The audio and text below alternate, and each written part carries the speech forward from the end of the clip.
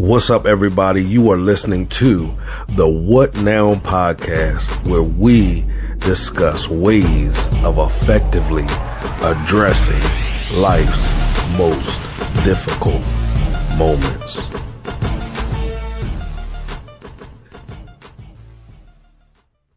Hey, what's up, everybody? Welcome to the What Now podcast, where we discuss effective ways of facing life's most difficult moments. And if you have listened to the podcast at least one time, you already understand that we have scratched that word difficult out and replaced it with defining. Why?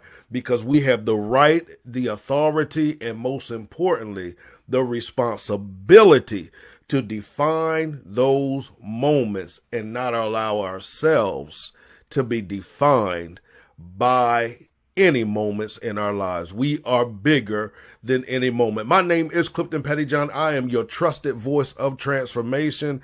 I teach individuals how to revolutionize their life through purpose identification and execution. All right.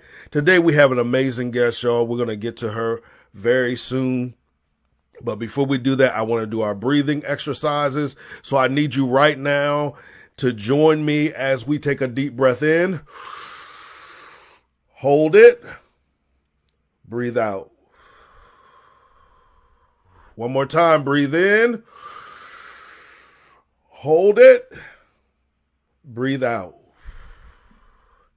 If you were able to complete that exercise with me, that means that there's breath left in your body, therefore purpose remains. And it also means that now you are present in this moment. And we understand that it is very important for us to be present in this moment. We don't need to be concerned about what has happened. We don't need to be concerned about what is going to happen. We just need to be present right now. So, as I said, we have an amazing guest on today. I'm excited. This is our second guest for the year of 2021. I pray that your 2021 is going great so far. I pray that you are keeping yourself focused, keeping the energy, the excitement about everything that is going on. As I said, we're not submitted to any moments. We know what 2020 represented to many of us.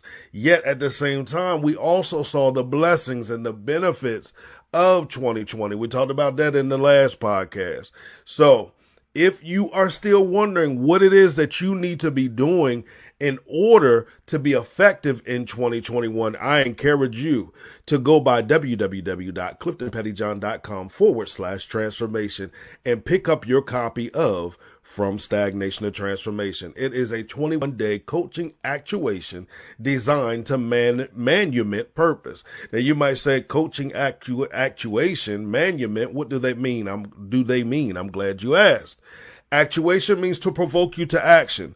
This book is designed to get you started. It is not the end all tell all, but it will get you a jump start to navigating through life with the perspective of purpose.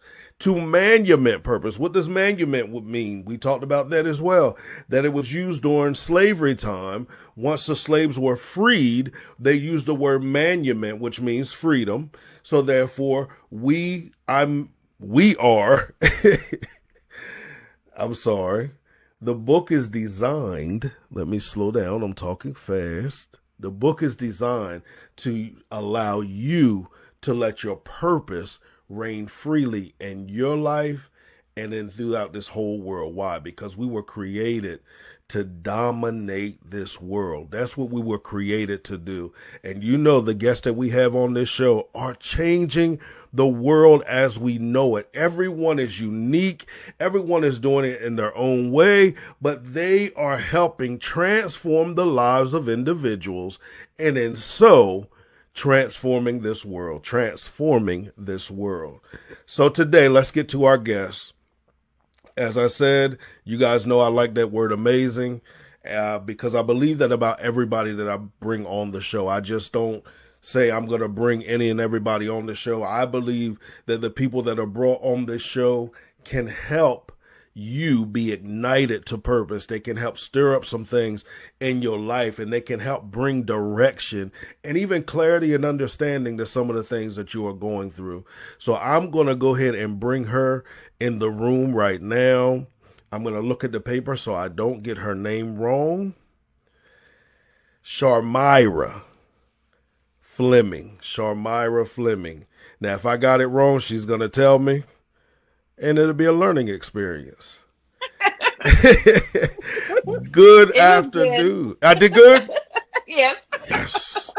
I was telling her before I came on the air, guys, that I am not good with names at all. I am not good with names at all. As a former educator, that showed a lot when some of the kids would come into the classroom. So, but I learned. You live and you learn. So, How are you today?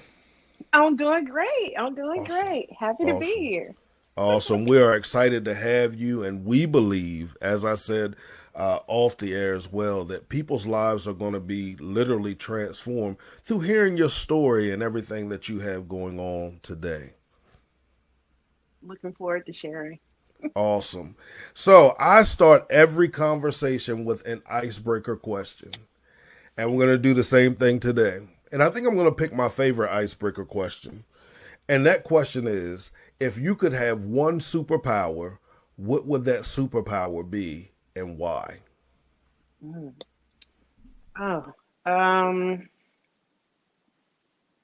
It would be to, I don't know. I think it would probably be as a writer, being able to use my words to reach the hearts and minds of those that I come in contact with. I would just hope that you know, even with what I do have, that it would go further with as my superpower, because I do feel like writing is my superpower. So I wouldn't change it. I just would hope it would reach further than it already has. Awesome. Now I'm going to tell you why I asked that question, because some people be like, that's a real playful question, but I have a Yeah. purpose behind everything that I do. hmm And I asked that question because I did this on my other show called Transformation Radio. And I do Uh-huh. it on here now as well. Because what I found out is that, internet radio capsules available. sorry, Google.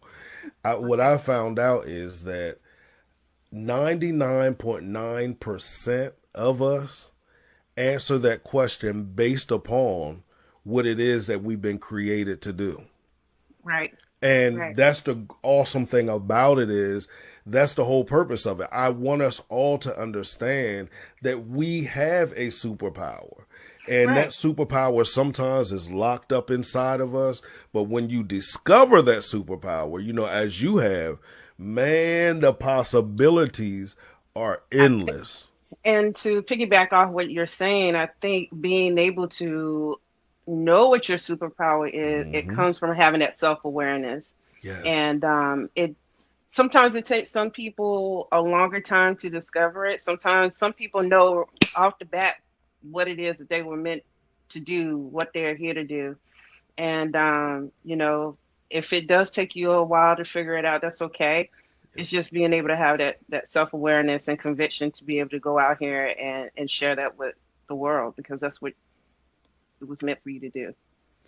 Awesome. Then you hit a trigger word. You'll see throughout the conversation there are some trigger words that are hit hmm when our guests talk, and the trigger word that you hit was self-awareness. And it's, Now let's talk about that. We'll get to the introduction of you in a little bit, that's but I want to okay. stay right here just for a minute, because Okay. that is so important to me. And I think that sometimes some people have been taught that to be self-aware is selfish and Right. you shouldn't be so focused on yourself. But Right. let's talk about your personal journey to self-awareness. How did you become self-aware, and when did you realize the importance of it? Um, you know, I- it's interesting because I feel like if my mom was here, she would tell you that, oh, because I was born premature. I had a lot of odds stacked up against me. I was 4 pounds when I was born. She will always say, seeing you now, you would never know the challenges that you had to go through to get to where you are today. And I feel like there has always been some sort of anointing on my life, whether I could explain it or not, whether or not, being a young person and not really knowing your purpose or whatnot. I feel like I've always known that a higher power of God had something special for my life. And so I think when I turned 13, 12 or 13, when my cousins and I had gotten baptized and all that stuff, that was sort of the turning point of me becoming aware of, my journey as an individual. And I've always written, writing has always been a source of where I was able to release my thoughts, my goals, the things that I wanted for the future. And so I think it was just a natural progression for me as an individual, coming into my own. But I always known growing up and getting older that I had something special about me that I was supposed to share with the world.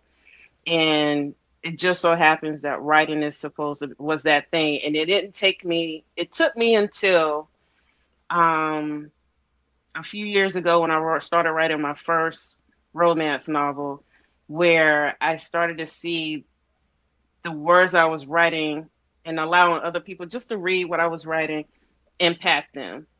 And that's when I knew that this is what I was supposed to do, that my words mean something. I've always had the ability to be able to write, and people would say, "Oh, Myra, you doing? Oh, that poem you wrote was just so great. Oh my God, it just touched me." Or if I wrote something for church and said, spoke in church, it was always something that touched other people.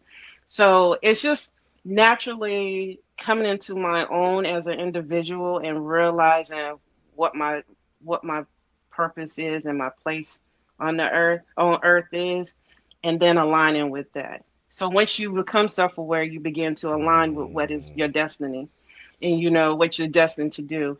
And not that you are kicking it off or don't want to deal with it. It's just that once it becomes clear to you what it is you're supposed to do, then you can begin to align with it. And it wasn't until I really was like, okay, this is it. This is what I'm supposed to do, that I was able to align. And that's what's been happening over the last 2 years, is my alignment with my true purpose on this earth. Awesome, awesome. And you said so much in there, but you hit another trigger word, so I want to stay here too. Okay, that's fine. I love this. I love it. I love it already.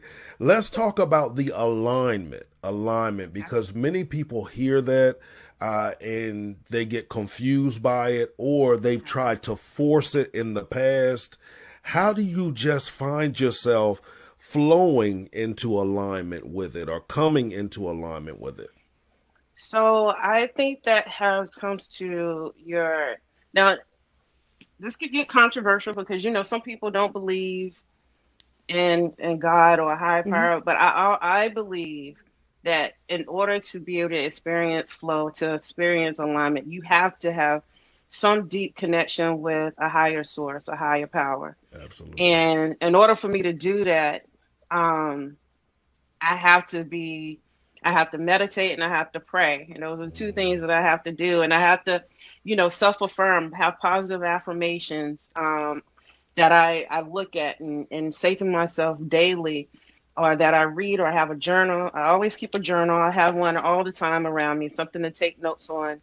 I have a calendar where I'm also constantly planning. Whenever you're planning, you have to have, put these positive affirmations down for you to see every day. So these things become part of your psyche. It becomes part of your beings innate within you. So there's nothing for you to say, I give my talents with love.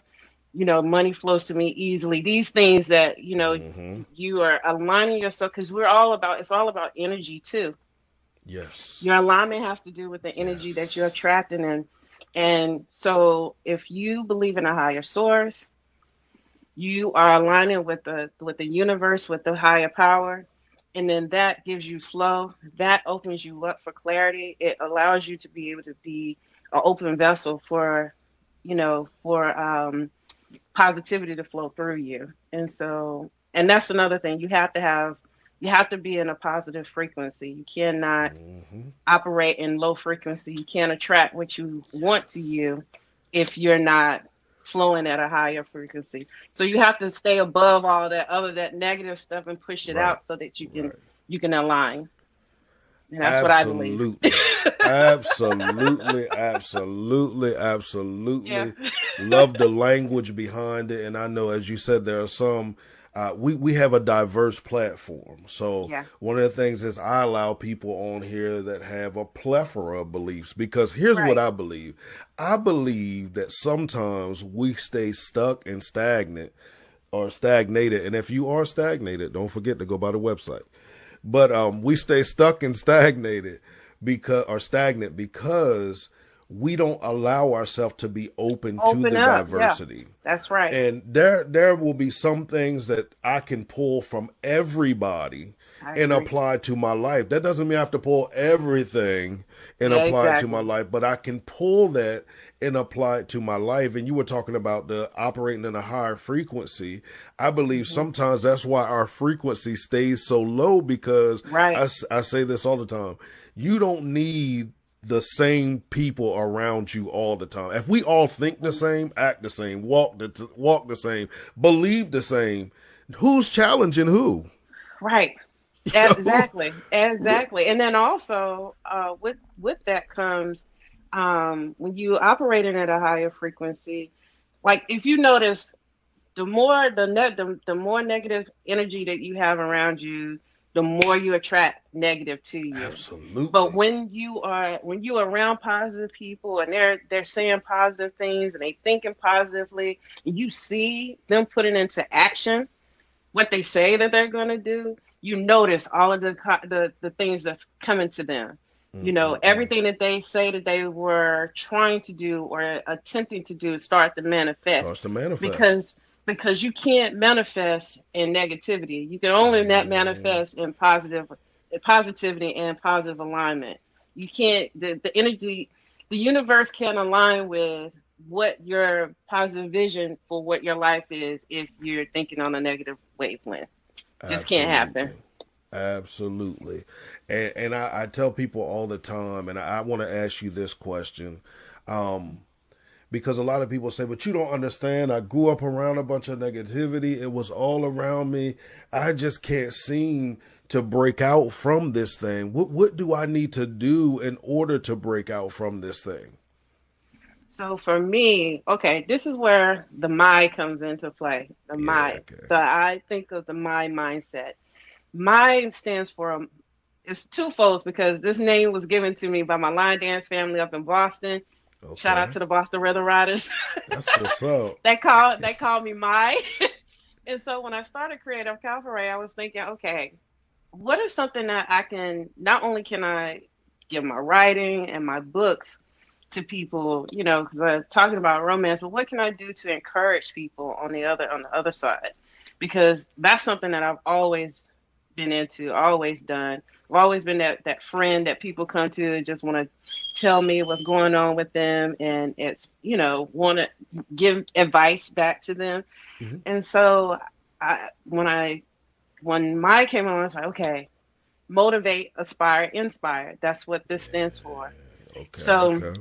when you have a mindset, one of the things that I intend to do through my writing and anything that I'm doing creatively is to motivate my readers and beyond to live their lives with purpose, intention, and full of passion. That's Hmm. one. The second part is, as I'm motivating each person that I come in contact with, I'm hoping to aspire them to their greatness, and hopefully in that aspect, them achieving their aspirational goals and me achieving mine as well, that we're inspiring, if not one, but many people along the way. So that's what this my mindset is. And if you have that going for you, even if it's not mine, but it's something that you are thinking of positively about yourself, you don't have to worry about the negativity. You could it's easier to push the negativity out when you have your mind set on something that's intentional like this. And that's what, I try to do each and every day is have my mind set on something positive and intentional so that I can be successful in everything that I do. Awesome, awesome. And that's so needed right now. We just came Hmm. through 2020 and everybody has different thoughts and perspectives concerning 2020. We experienced loss. I even lost my father. So I I'm understand sorry to the hear that. mindset, as it relates to loss and Hmm. everything that seemed to be going on. But I also say 2020 was probably the greatest year of my life as it related to purpose and Uh-huh. direction and clarity and understanding. So I like how you were talking about that, my attitude, because that is so, so, so important. Go ahead. Yes. And I was just gonna to also add to what you're saying. I just wrote on recently on my blog is that about even though we've had to go through such hardship and challenges during 2020, I was saying that I believe that 2021 is going to be this explosion of creativity from all over the place Yep. where people have been incubating with all of these Yep. ideas and, Yep.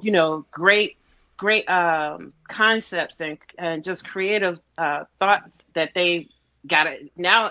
This year's hopefully it explode out so that the world get to see it, but it just took a time, I think like 2020, for people to just Yes. slow down and Yes. be have to pick up that project that you've been putting off for like Mm-hmm. months of years and finish it.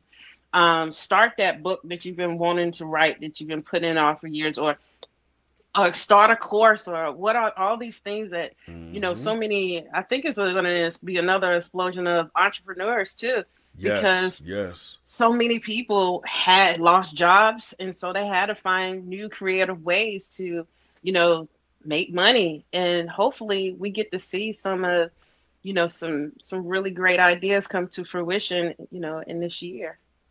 My former pastor, she had a saying, and I think it was right after her son had passed away suddenly.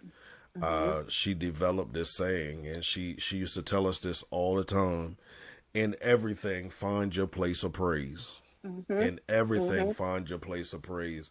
And I think one of the things with the pandemic and the social injustice and all of those Yes. things that happened in 2020, one of the greatest things to me was, as you said, everybody had to pause for a minute, had to step back for a minute, and it made us spend time with the one person that we spend the most time running from. Ourselves. Yes, yes, yes.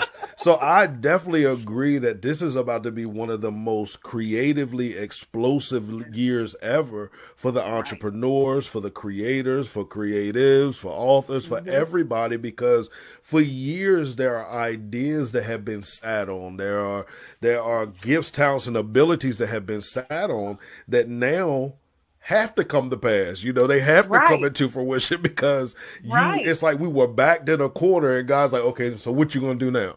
What Yeah. excuse are you gonna make This now? was our what now moment. Exact, 2020 was our what now. exactly, exactly. And I love it because I hear a lot of people coming to that understanding or realized it in the midst of it, because Right. some it hit hard first and then they were like, well, wait a minute, I have all this time. I know people who wrote books in like 30 days. Yeah. Like that's Yeah. they got Yeah. that book out of them because it Yeah. had sat there for so long. Mhm. So long. Mhm. Mhm.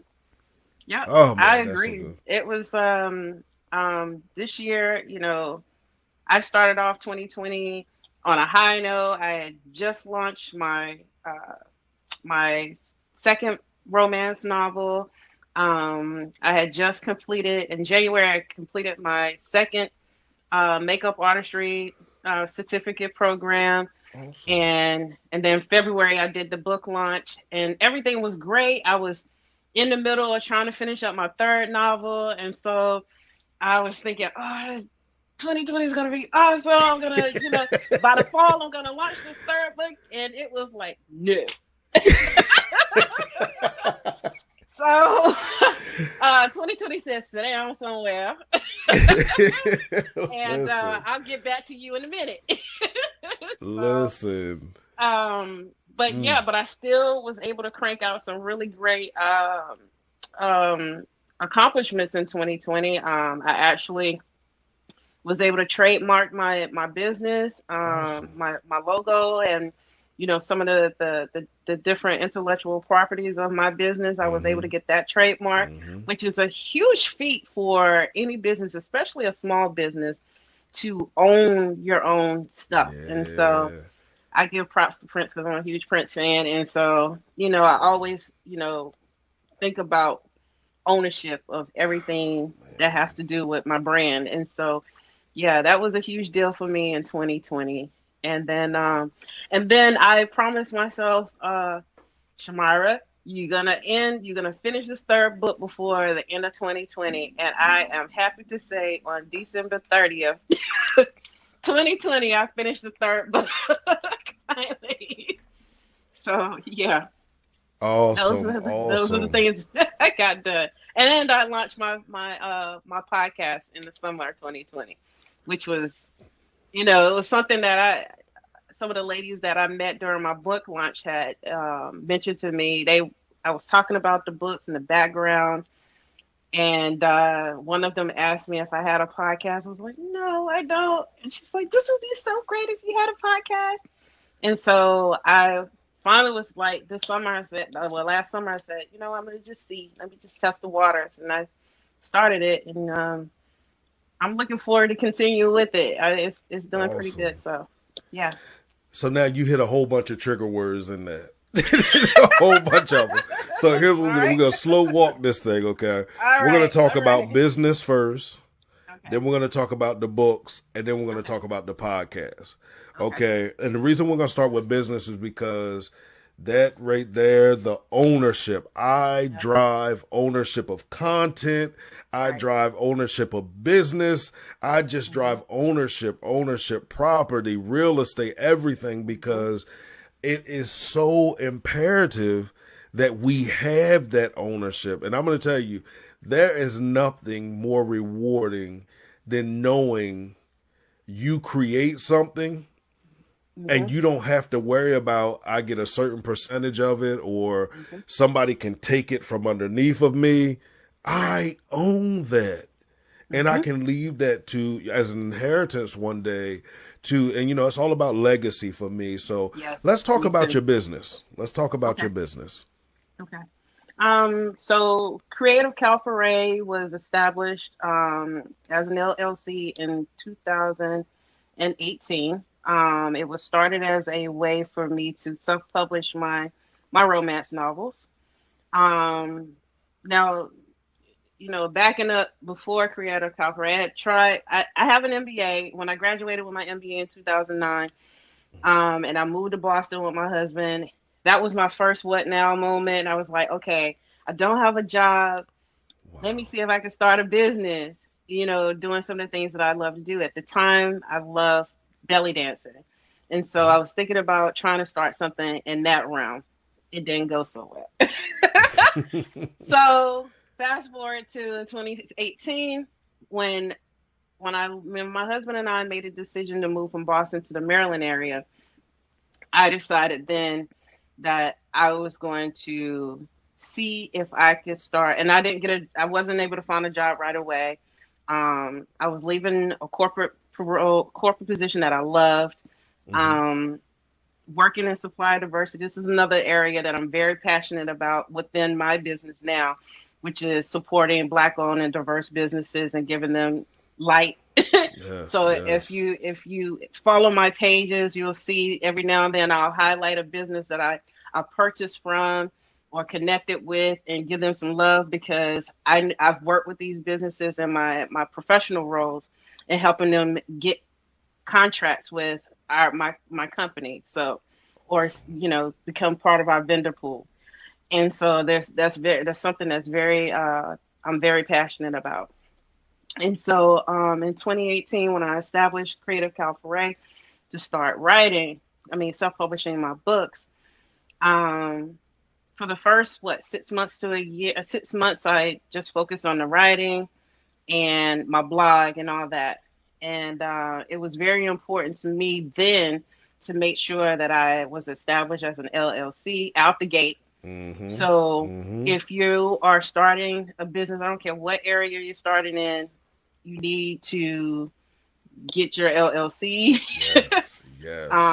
Connect with an accountant, which is something I did out the gate. And really start to put the frameworks together for establishing my businesses, set up my budget, my expenses and everything. And I actually used part of my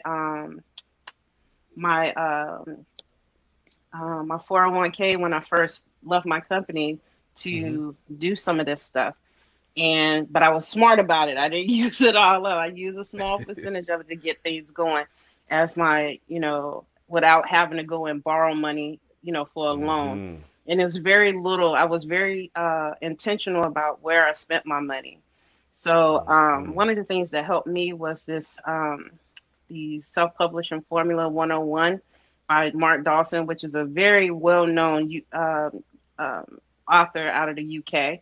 He writes suspense novels, and he created this program for for indie authors trying to get started on how to write your first novel and become successful with it. And I just followed that framework, and that if it had not been for that, I probably wouldn't have known half of the stuff that I learned, because I did my own book cover, the first book cover I did. I saved a lot of money following that framework, I will say. So I feel like when you start your own business, not only is it important for you to own everything, but you have to be mindful about who and where you're spending your money. There's a lot of people out there that claim that they can help you with getting things going, and you got to vet that out.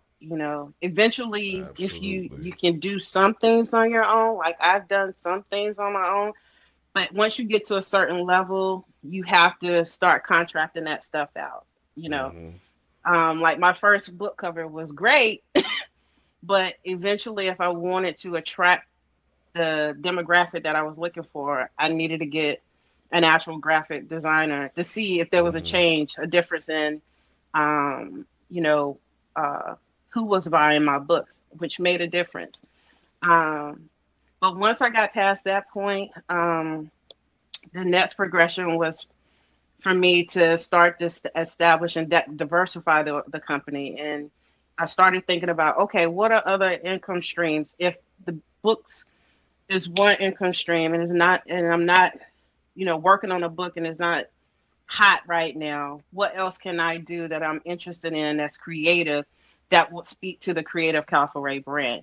And that's when I began seriously considering offering my graphic design services as a piece, and also the makeup artistry. The graphic design piece came because it was literally a hobby, something I was helping my line dance group up in Boston out with flyers from time to time. I give them all the praise and love out, anytime I talk about this, because if it wasn't for them, I really wouldn't have taken it as seriously as I have. And they were my very first customers. And from there, I've had at least 8 or 9 other clients because of them. But I don't do large projects, just, small projects if people need a little help here and there, especially like people who are just getting started. I've helped out with getting their website set up and doing some of their graphic work or whatnot, some logo designs, here and there. And then with the makeup artistry, that's just something I love to do. And so I decided, and I'm also a person that loves to be trained. So I'm constantly in school for something.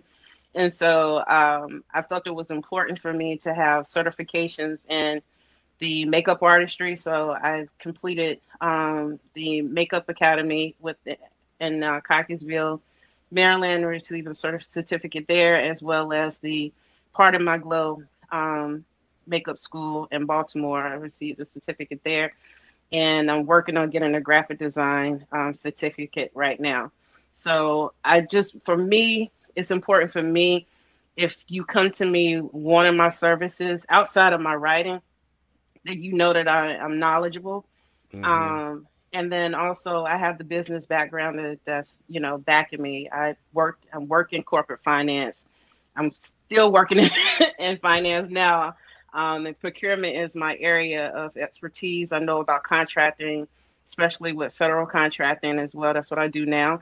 And so for me, it's not just being knowledgeable or having a passion, but being well-rounded and an expertise in your area. That's what I want to be. And so that's part of the growth process over the last 2 years for me with Creative Calfuray, is just making sure everything that I do speaks to this brand, speaks to the business, and that I own every aspect of it. I don't want anyone to tell me, oh, that's ours. No, it's not.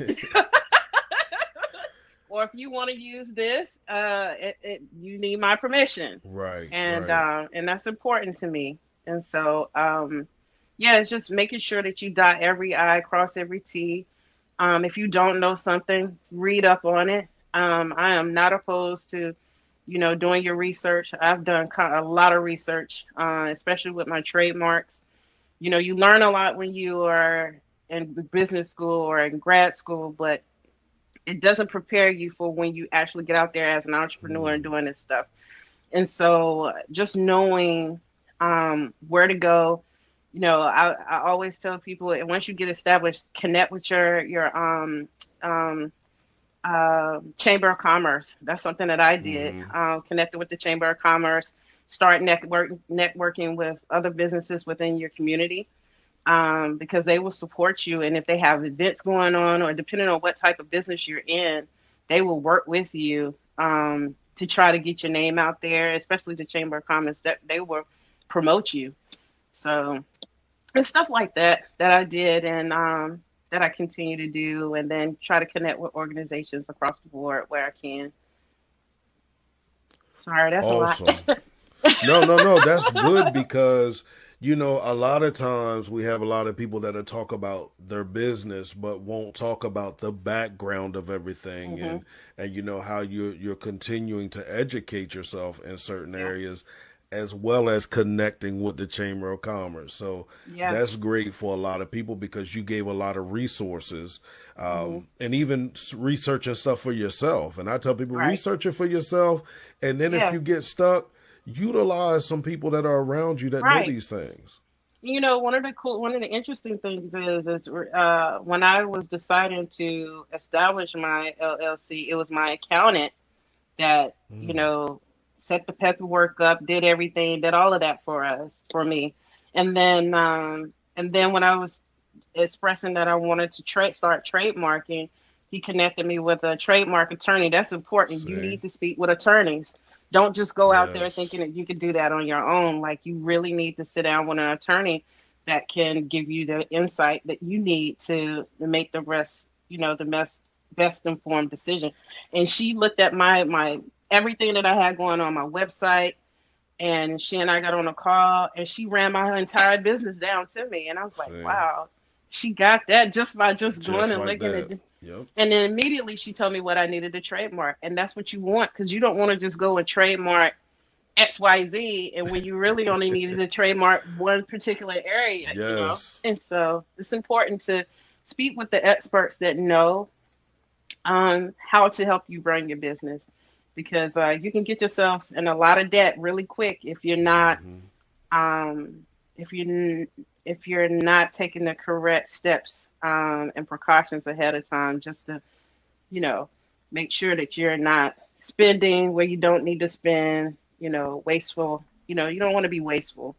You want to make informed steps. And it's important to have the right people around you that will give you the appropriate feedback that you need so that you can make those steps. Awesome. Now let's go right into the books as well, because you talked about that being a part of the business as well. Let's talk about the books. Let's talk about, I heard you talk about writing about romance. How did you zero in on that genre and decide this is what I'm going to write about? I've always, wrote poetry. That's been, I have a bunch of notebooks of stuff that I've written. Some of that was from when I was in high school. Oh, wow. and some really great things I've written throughout my pregnancy when my first child. And but romance came along because, I've always, like, my mom and dad have been married 40 years. They've been together for 45. Awesome. So they just celebrated their 40-year anniversary this year. And then my grandparents, my dad's parents, were married for over 50 years. And so I've had people in my life that have had beautiful love stories. My husband and I have been together married for 12 years, together for 17. Awesome. And so I actually have content that I can pull from, Right. And I just enjoy writing about the nuances of relationships and people being, falling in love. I write about it from a realistic perspective.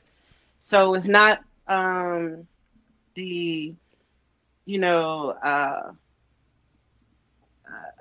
would say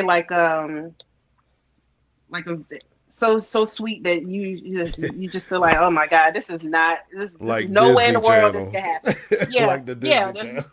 there's no way that this can happen. But I write about it from a perspective where people are literally going through a lot of stuff. And then the first book, I touch on the loss and grievance and loss of a parent. I touch on a little bit of domestic violence or domestic abuse or verbal abuse in a relationship with someone who is literally crazy.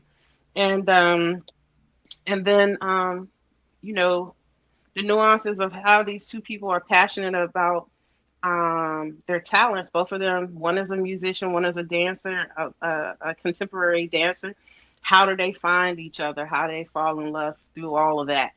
And so, and then the second book is about a woman who's she's in her 40s, and she's been married for 20 something years, had to deal with infidelity with her husband for a number of those years. And all of a sudden now she's being faced with her own fidelity with two other men in addition to her husband. And how does she navigate that? And where does love find itself in the midst of all of this?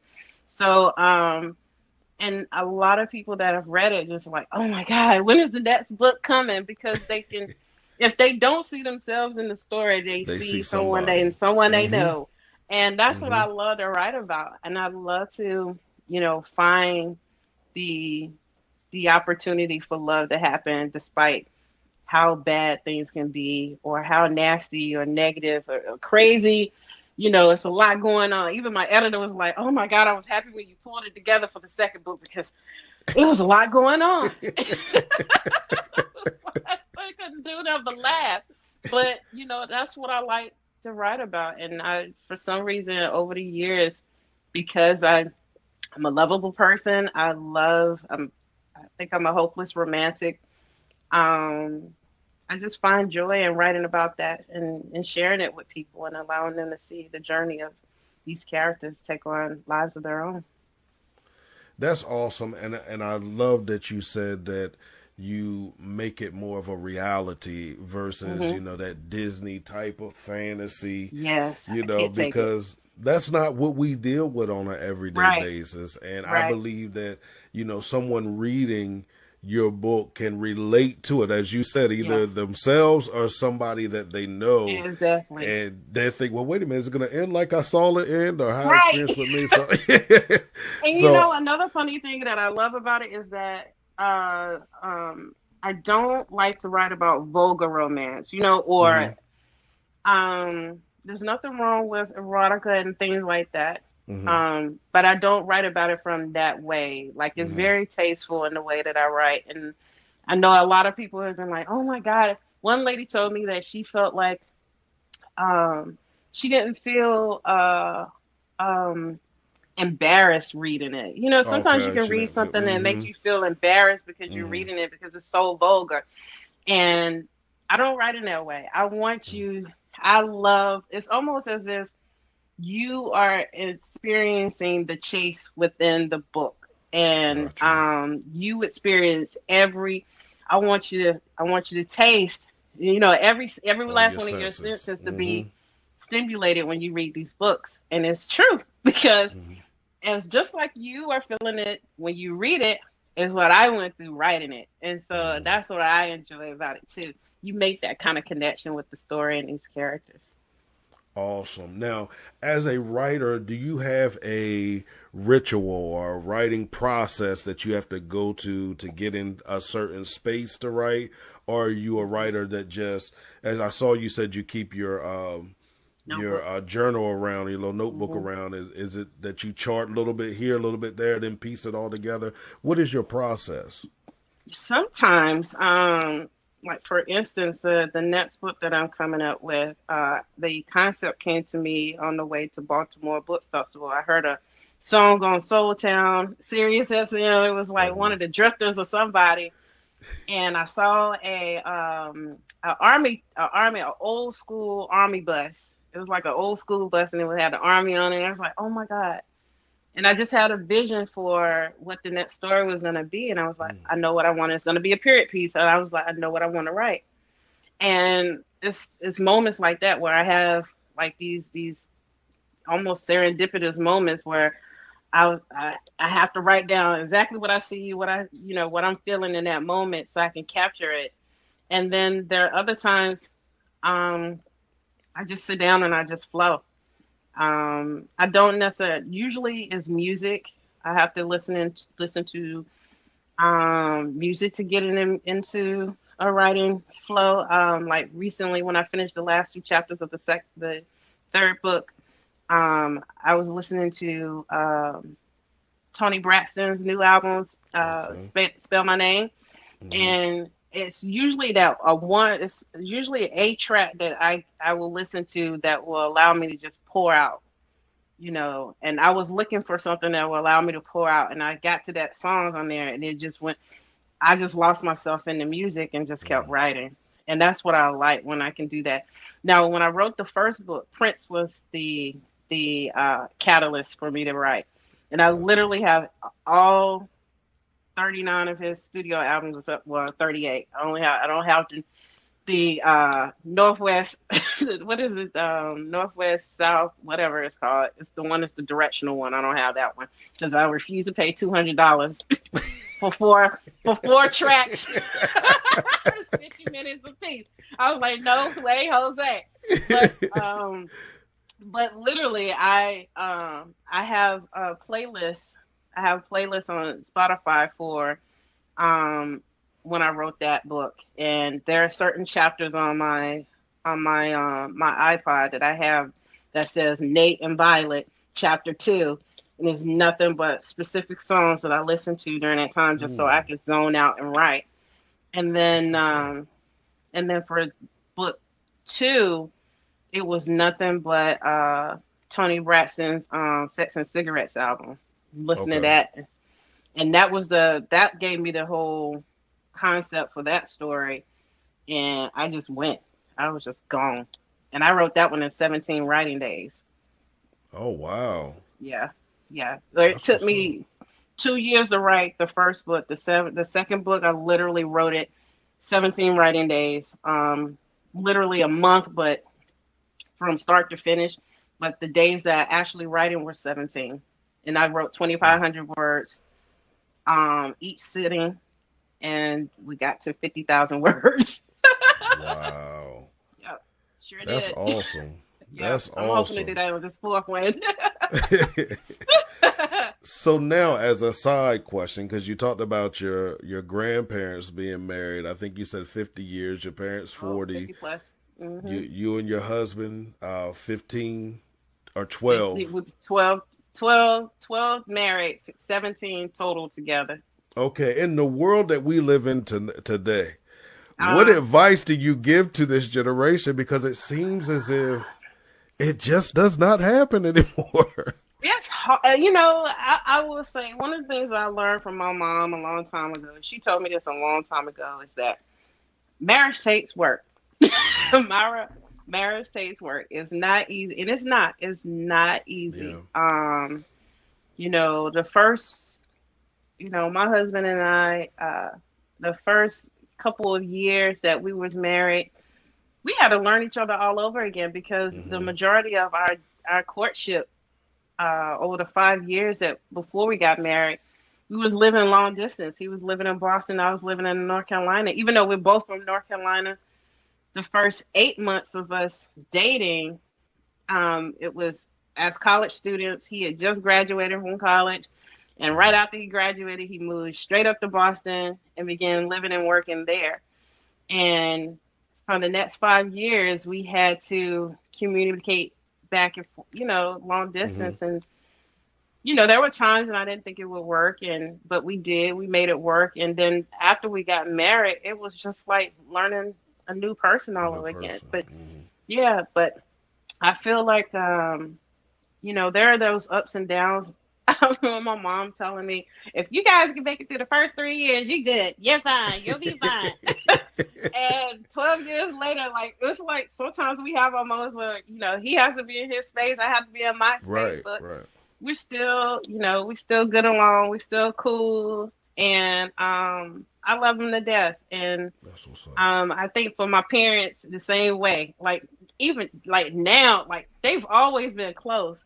But now that they're retirement age, they're like this. They're like always together. I'm like, oh my God, you guys like little teenagers. Like, oh, we going somewhere. We going so and so. And so I think the longer that you get together, the easier it is to, you know, to be with each other and to be around each other because you don't want to start over. Right. You don't want to start over. And then my grandparents. My grandparents, before they passed, they were the same way. Like my grandmother, she used to play little jokes on my granddad and hide his shoes and, you know, little practical jokes on him. And he would always say, "Oh, I just love Tanchi. Look at Tanchi," because that was her nickname. Well, Flossie is her real name, but he just called her Tanchi. He was like, "Oh, I just love my baby. Look at Tanchi." So.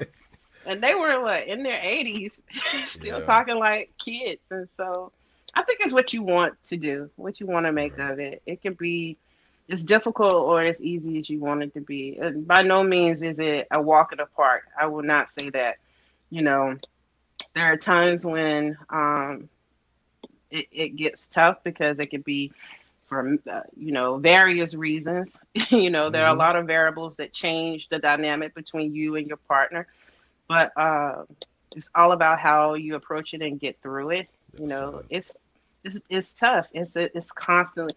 One thing about relationships, especially marriage, it's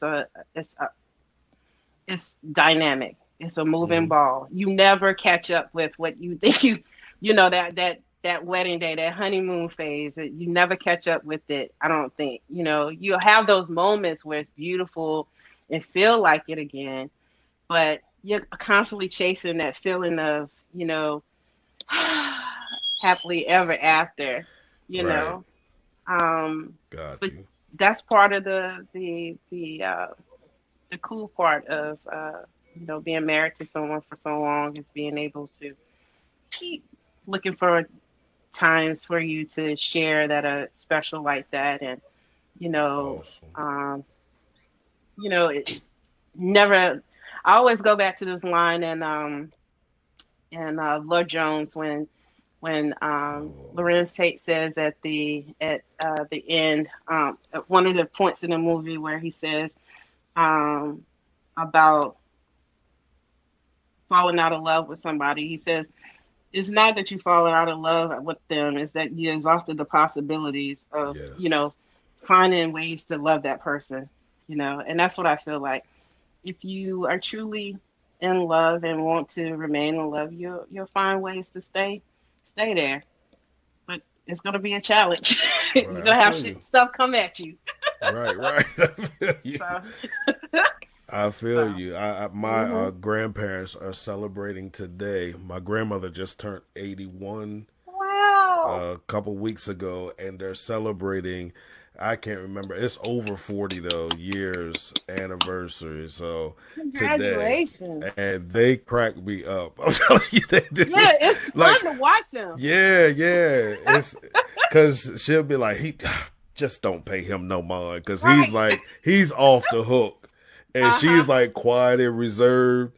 So it's Uh-huh. just watching their dynamic is like amazing to me because, like I said, you don't see it much anymore. So Yeah. when I see it, it's like really like a precious moment. But they are Yeah. hilarious. Yeah. Yeah. I love it. I love it. And then, like I said, my grandparents they're both deceased now, but when they were here, they were just hilarious to watch. They Yes. argue, fuss and fight like little kids, and then loving on each other. And I'm like, what in the world? What are you doing? You know? But it just goes to show that stuff never dies. Even It as you get never older, it does. never Yep. dies. Yep. Absolutely. Absolutely. So Mhm. now I want to talk about the podcast. Okay. So let's talk about how the concept of the podcast. You did share about someone asking you, did you have one? But let's talk Mhm. about the concept, the name, how it came about, everything that you do within the podcast. So the podcast is called The Purple Charm Experience, and that name, it's so funny how that name has stuck with me. Like it's been with me since the beginning, but I actually came up with that name. It was actually a dance, a line dance that I created for Okay. to Breakfast Can Wait by Prince. Mm-hmm. And so when I started Creative Calfuray, that was like the little tag that I always say, "Welcome to the Perfect Charm Experience," And so I just kept with that. And then as I stated, I started it because there was some interest from one of the ladies that came to my book launch. I was telling them about, how certain parts of the book, what I was feeling, what I might have been thinking when I was writing, just to give them some background on the story, because there were some interesting things that happened when I wrote that first book. And I just wanted to always talk about it and share like I call them purple charms, because there's like, if you're a true Prince fan, you'll see them in the book. Like, for instance, the name of one of the main characters is Jameson Nathaniel Starks. I call him Nate in the book. But his name the Nate came from Sign of the Times at the end, where he says, "Let's have a kid and let's name him Nate." That little Okay. line in the Okay. lyrics. I was like, oh, okay, let me do that. And so if you a big Prince fan, you'll notice like little things throughout the story, like Violet. When I wrote the book, chose the name Violet. I had I love Get Off, the song Get Mm-hmm. Off. But I had no idea that he had a remix to the song called Violet the Organ Grinder. And I didn't Okay. stumble upon it until I was writing one of the chapters, and it popped up on iTunes. I was like, Mm-hmm. oh my God. And so it was just like little things like that, kind of like confirmation that I was writing something that was really, Got you. that he agreed with. I was like, the I spirit feel guys you. was agreeing with me. I feel So, you. and so it's little things like that. And so with the podcast, the format is basically for me to always share something, kick it off by sharing something positive, something motivational. I do like what I do on my social media platform, which is share a motivational quote every day. So I'll start the podcast with a motivational quote, and then from there I have been sharing a special topic that I choose to discuss on the show. Recently I talked about for instance, I talked about, how my purple vote changed America, or just, that was kind of falling in line with being, motivating Mm-hmm. people to go out and voice their, use their vote to vote their, cast their vote to voice their opinion Right, right. I feel you. in the electoral process. And so, and then also, one I did for breast cancer awareness. I talked about breast cancer awareness, and then I also do the My Sip piece. Is Okay. like it's like I always choose like a cocktail or something, or wine, because I like to drink Mm-hmm. wine, and so I always choose something that I'm sipping on, that I like to share for the week, so you can sip on it for the week. And before I get into actually doing like the romance stuff, so the second Okay. part after I do my sip, it goes into something romance related. And this last week I did a topic on uh, knowing your love languages so that you can, be mindful about buying gifts during the Yeah. holidays, or or or and then I've also done like some little cute, like last week, one of the podcast episodes in previous weeks, I did like a cute little romantic poem story thing. Over the summer, I was doing a living story, which I'll probably resume at the back over the summer, because it was called Summertime Loving, where it was Okay. each episode, it was a new piece of the story being written. So each week I would write something to the story and calling it was basically a living story, because I didn't write it ahead of time. I would write it as Oh I wow. was reading it each week. So, Okay. which was really cool. And then up until I think my last episode, I had been reading an excerpt from The Violet Rose, just to give background on The Violet Rose, and a little bit of what I was thinking of, and some of um, my thoughts on the chapter. So I did maybe like six or seven chapters that I read from, that was like special to me chapters. Cool. Cool. And Okay. then recently I just started adding in a little Prince history, and that's it. Okay. Yeah. All right. So, Yeah. what is a lesson that you've learned as far as through podcasting? Because a lot of people won't do it because they think it's hard. Some Hmm. people, I don't want to be in an empty room by myself and talk to Yeah. myself, you know. Right. So, what Uh-huh. was one of the lessons you learned or challenge you faced that you were able to conquer? Um, I think for me, I was a little nervous at first, because I was thinking I can't stand to hear my own self. I can't stand to hear my own I hear voice. that a lot. Um, and I was just afraid that no one would want to hear what I had to say. Hmm. Overcoming that. There's always somebody that will be receptive to what you have to say, and Absolutely. I'm lucky that there have been some really good feedback.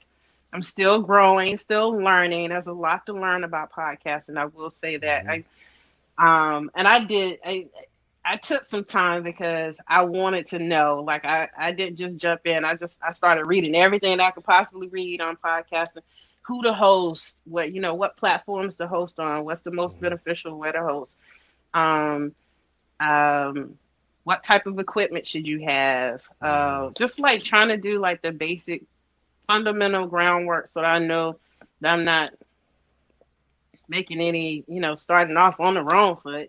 Right. And I've learned a lot. I've learned that you also, if if you have other outlets, like for me with my book and my business, it pushes you to be on top of your game, Oh yes. because um because with podcasting, everything is so, it's fast paced, because you have constantly coming out with content. You have to come out with Hmm. content on a regular basis, so that you can build consistency, so people you know will join you.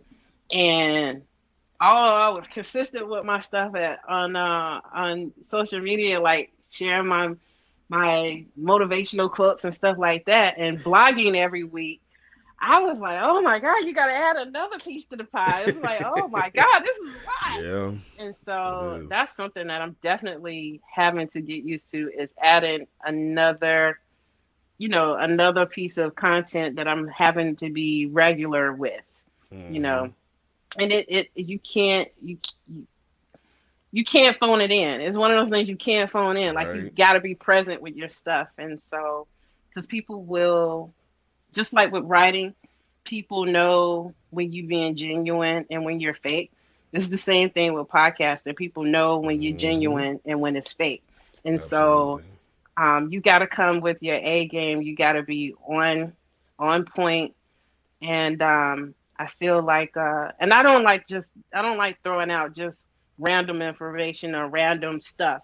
Like, I Mm-hmm. feel like when you're doing things like this, it must be intentional. It must have purpose. Absolutely. Like you talk about, it has to be intentional, have purpose, because you want to add value to people. You don't want to just Absolutely. give them mindless stuff out there. We got Mm-hmm. enough mindless content out there. Listen. Like, I want them to be able to take something from it. Right. Right. And say, "Oh, I learned this from listening to her stuff." So, yeah, yeah. So true. So true. So Mm-hmm. here's what I want you to do. I want you to give everyone your contact information as it relates to websites, social media, where they can purchase your merchandise, your books, Okay. learn more about your business, all of those great things. Okay.